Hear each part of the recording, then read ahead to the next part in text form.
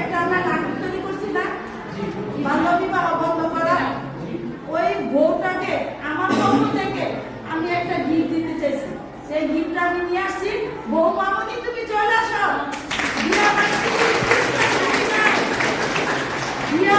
পুরস্কার বাকি নাই, এটা আমার পক্ষ থেকে, অফিস না।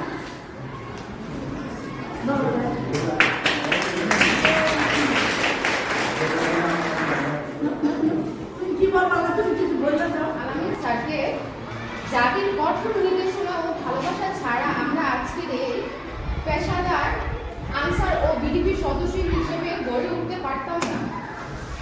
এই ট্রেনিংয়ে আমরা যে শৃঙ্খলা, সততা ও দেশের প্রতি ভালোবাসা শিক্ষা পেয়েছি, তা আমাদের কর্মক্ষেত্রে সর্বদা মেনে চলার অঙ্গীকার করছি।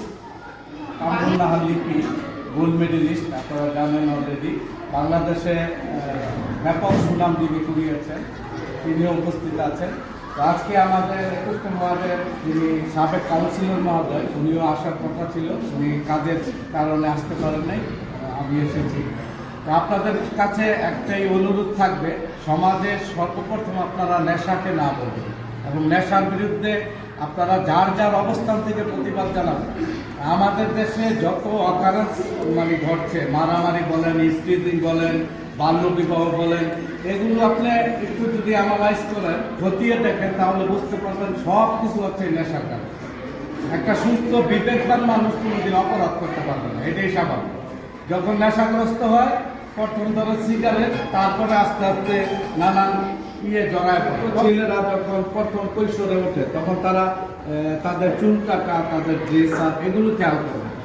আপনি বলতে পারেন চুল কাটে তার ইচ্ছা, এগুলো ফ্যামিলি থেকেও কিছুটা আশকারা পায়।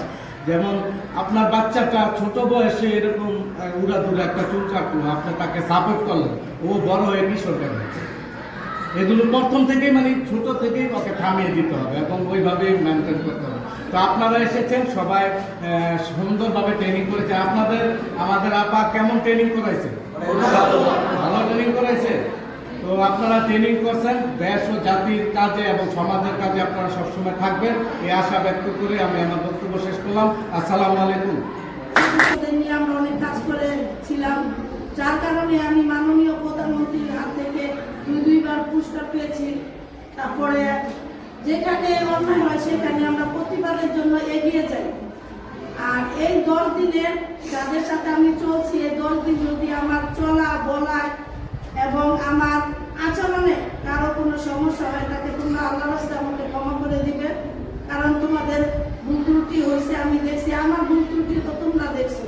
তাহলে তোমরা এই সার্টিফিকেটটা যখন অর্জন করছো, থেমে থাকবে না, আমার মতো একটা সংগ্রামী মেয়ে তৈরি হোক। তাহলে তো দেশের মানুষ চাইবো যে না, একটা ভালো প্রতিষ্ঠান তৈরি হয়েছে, ওরা এত ভালো ট্রেনিং করছে, ওরা কাজে লাগাইছে। যখনই তুমি একটা ক্লাব করবা, ক্লাবের ভিতরে আমার ডিজি মহোদয় স্যার তোমাদের অনেক কিছু সহযোগিতা করবে। করতালি হবে না?